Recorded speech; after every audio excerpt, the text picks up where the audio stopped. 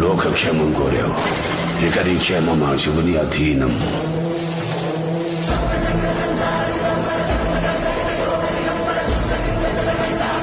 కాషాయం కట్టుకున్న ఆ దేశాన్ని చూడు, త్రిశూలాన్ని పట్టుకున్న ఆ దైవాన్ని చూడు. ఎవడ్రా విభూతి కొండను ఆపేది?